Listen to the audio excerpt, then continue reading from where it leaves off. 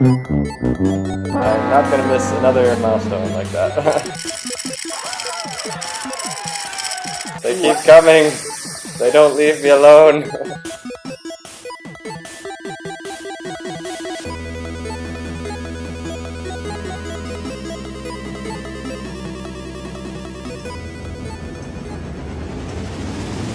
Oh! Oh, I did it! Woo!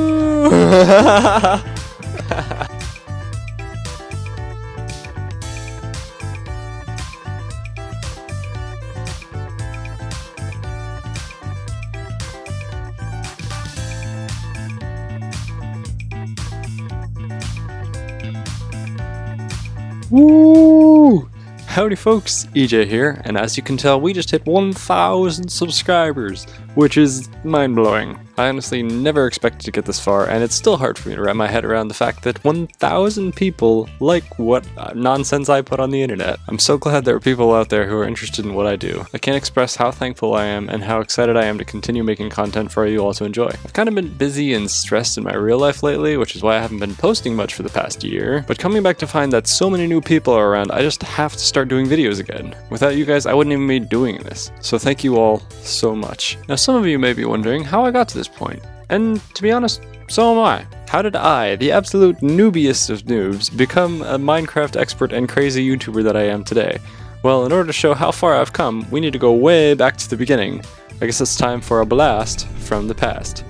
Cue cheesy intro thing. Now keep in mind this is going to be a bit summarized and out of order to make more sense, so yeah. So I started out as a normal kid in a sheltered family. My parents could tell that I had the kind of obsessive personality that would get me addicted to video games and stuff, so they made the wise choice of not letting me have any video games or anything, and they instead always told me to go play outside. And it was a good life, to be quite honest. I had tons of fun swinging from trees outside, playing with friends, and monkeying around every day, just like kids are supposed to. But then, everything changed when the moving trucks attacked. My family eventually decided to move far away, and I lost my neighborhood with big trees to climb and fields to run in. I lost all my friends, and I lost basically everything I had. All I had left was a much less kid-friendly neighborhood, and a tiny backyard with nothing to do but stomp on fire ant hills and no friends to play with. We barely even had grass in our muddy yard, so I began spending most of my time indoors, trying to find new things to do. I read tons of books, and I even tried to start writing some of my own, and I started spending way too much time on the computer. Fast forward a few years, and I got some rather limited educational games that you used to be able to buy on CD-ROMs. So I became aware of Pac-Man and some other basic games, and I even began to reverse engineer some of the games I had so that I could code them to do what I wanted instead. Anyway, I became a bit of a hermit that never left the house and had no friends other than my computer. Eventually, my family became worried for my sanity, and they sent me off to school to make friends again, and to get out of the house. I complained, but eventually I did make some new friends. Of course, by that point, I was kind of stuck as the weird kid that didn't know anything about modern culture. I didn't really watch TV or anything while I was running around outside, so I knew very little about movies, TV, cartoons, politics, music, famous people, or really anything about the outside world. My parents also didn't let me use the internet, so I didn't know anything about YouTube or memes or anything like that either. Of course, at that time, the internet was not as big as it was now, YouTube was just being founded, and memes didn't exist in their current form, but still. But apparently every other kid in my school was raised completely different from me, so every single other person in the school knew about all this crazy stuff I'd never heard of. Anytime I would hear a reference I didn't understand, which was basically every other sentence, I would get confused or ask a question like, what's a Kardashian? Or what's Transformers? And then I'd be made fun of and then interrogated for a good 10 minutes about how little I knew about modern culture. At first, they didn't even believe me when I said I didn't understand. But then after they asked about more and more things that they were sure I would know, they realized that I was a lifetime behind on modern entertainment and I became a joke to them, which was fun. Eventually, I had to accept that I would never learn every actor in every movie I've never heard of, and I would never understand the constant SpongeBob references. So I've stopped trying to learn, and I instead started to use my cluelessness to make my friends laugh instead. That was my life, clueless and confused for a long while. Then, one year, my great-grandmother turned 100 years old, and she invited all of her family and friends to a huge birthday party up in Minnesota. My family all packed ourselves in a plane and flew up there for a couple days, and we met a whole bunch of our extended family members that I didn't even know existed and who probably already forgot that I exist. For some reason, over the course of the party, I ended up at my great-aunt's cousin's house or something, and there were some teenagers in the basements playing games on their Xbox. Now, at that point, I had never played a game connected to the TV, nor had I seen or heard of a video game console before. So I was quickly intrigued, and I was like, what is this magic? A TV show that you can control as it goes? Is this a computer game but on the TV? What is this witchcraft? I didn't even notice that they were holding a controller at first, so I was very confused and amazed. I sat and watched for a bit, not really wanting to ask questions because I didn't want to seem like an idiot, and guess what? It turned out that they were playing Minecraft on the Xbox and messing around, lighting stuff on fire.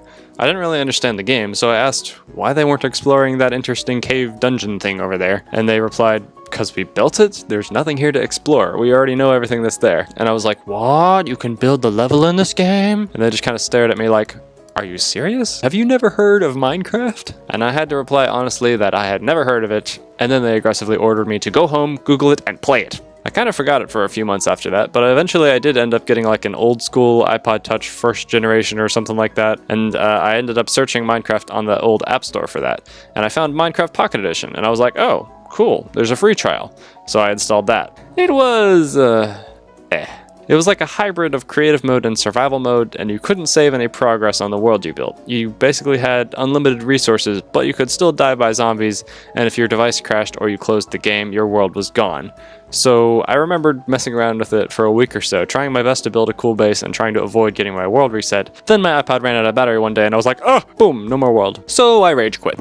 I was then convinced that I'd seen all the game had to offer and I wasn't that impressed, and that would have been it if my sister hadn't decided to buy the full version of Minecraft Pocket Edition for some reason. Once my sister bought the full version and discovered that there were more creatures than just zombies and that you could actually save your worlds, I was like, what? This is cool. I want to see these new creatures. What is that green thing? What does it do? Oh, it explodes. Oh dear. So I started playing on her device as well until I eventually shelled out the money to buy the full version for myself as well. But holy cow, was I a noob. I was used to the demo where you had unlimited cobblestone and wooden doors and stuff, so I had no idea how to actually get materials in the game. I also didn't know that breaking a block took time, because in the demo it was instant.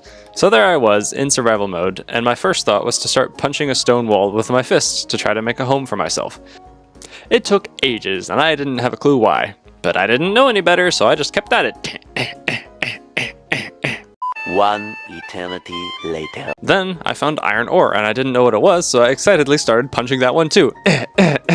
Expecting to actually get something, because there were bits in it instead of just normal stone. I was disappointed to find that once I finally finished punching through it, it just disappeared. So I was like, huh, guess it was just decoration. It was only after my first 2 hours of punching through a solid stone mountain that I eventually got chased by a creeper and it blew up, creating some cobblestone items on the ground. Then I was like, oh, you're not supposed to break this with your fist. You're supposed to get one of these green guys to come over and blow it up for you. Now I understand how this game works. No, you don't. So then I spent the next 20 minutes luring creepers towards my base and blowing them up to mine out my base for me, and so I could collect more cobblestone. I still didn't know what to do with my cobblestone though, so I just kept building with it and collecting it again after I killed myself with creepers over and over again. Needless to say, I had a really slow start to the game. Finally, after way too long, I accidentally got blown up by a creeper before I got to my house, and it happened to break a bunch of dirt and a nearby tree. I collected those items and I was like, whoa, you can get these blocks too? Because for some reason it had literally never occurred to me to punch a tree. You know, literally the first thing you're supposed to do when you enter a Minecraft world, and it took me 3 hours to figure it out. And even then, I still had no idea how to craft anything. It took me so long to eventually find the craft button, and after that I slowly discovered how to play the game the way you're supposed to, after much noobness. After completing my absolutely terrible little base thing, I decided to move on and start building some actually structured buildings, and after building a couple skyscrapers and learning how to play the game slightly better, I then discovered creative mode. Because up until then, I had somehow never heard of creative mode. My mind was absolutely blown. I was like, wait, if you have the option to build with infinite resources, why would you ever choose survival mode? What the heck? And then I googled how to change my existing survival world into creative mode, because I was more interested in actually building a cool finished product rather than doing it legit. So I jailbroke my iPod, since that used to be the only way to change game mode, and boom, suddenly I was 50 times as productive in that world.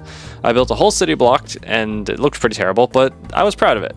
even though I had literally just copied a couple of my designs off of online pictures that other people built. Unfortunately, over time, I not only ran out of ideas, but I kind of ran out of room in that Minecraft world, since Pocket Edition used to give you only a limited amount of space before you hit an invisible wall and couldn't build anymore. And I was getting bored of Minecraft anyway, so I was about to give up on it for good, because I just wasn't creative enough to make awesome looking stuff. But then, for whatever reason, I decided to search up Minecraft on the computer, and I came across the old demo for Minecraft that you used to be able to play on the Minecraft webpage. And the moment I started playing on that online demo, the whole world of Minecraft opened up to me. Instead of playing on a dorky little mobile device that looked terrible, this demo looked like shaders by comparison. I was blown away by how much easier it was to play, and how much more interesting the crafting system was, and how much scarier their mobs were, and how much more beautiful the world was, and how much more awesome everything was. I had to buy this game. So I did. As usual, I had no clue what I was doing, so I had to Google how to craft stuff, since I had only ever used the cheaty auto crafter in Pocket Edition before then.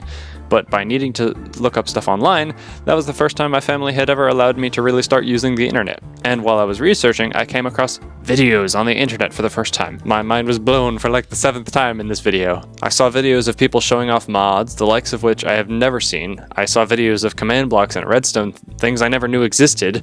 At first I thought all of this was the same. I thought the plugins, command blocks, redstone, mods, and custom maps were all part of the same default game that I had just bought. So I confusedly tried to get to the Aether and wondered why it was broken.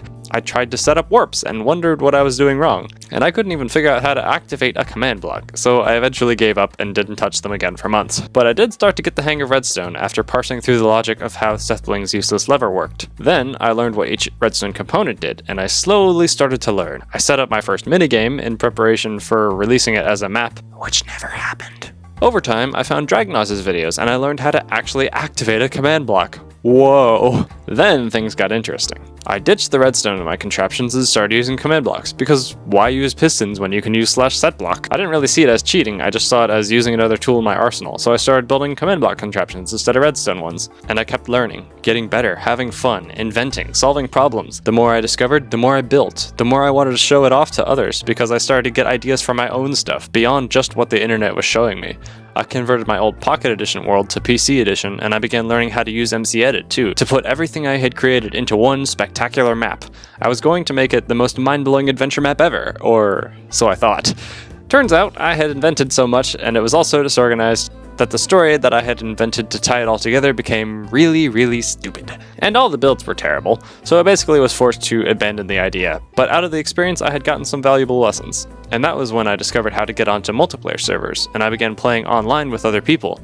But while fighting these normal players, I was introduced to the menace of hackers. I discovered that on some servers, the only way you had to report these hackers and cheaters was to record a video of your screen and post it online.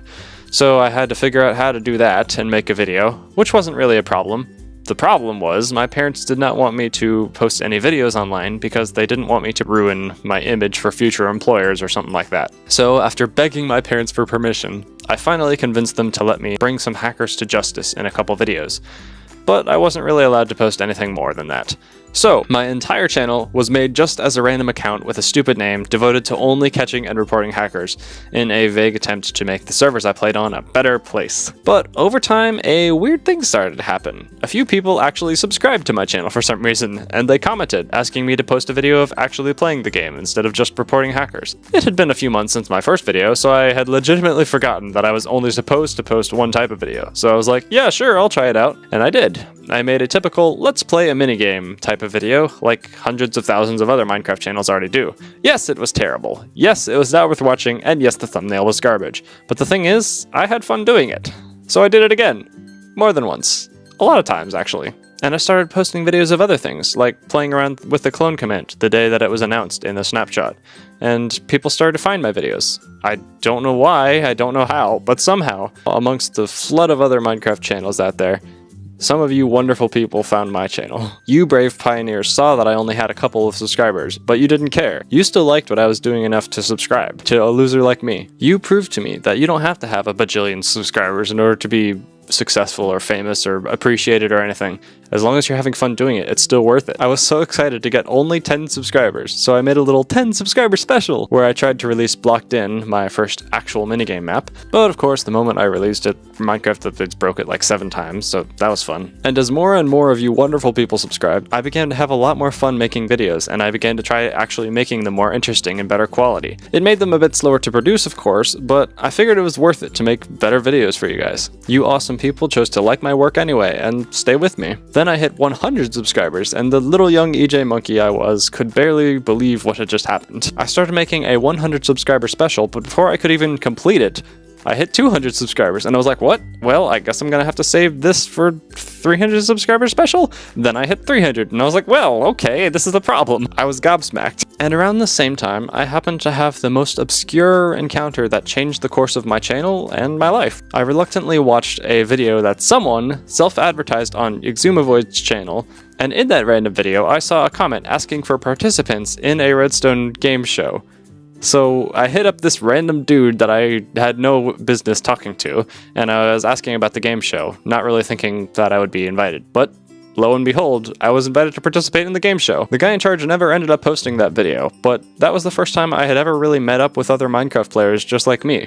Before that, I had only been able to play Minecraft with my sister, and I didn't really have any other friends that I could rely on. But on that fateful day, I ended up meeting the Minecraft avatar, Denise, and MCLabs15, as well as a couple other people.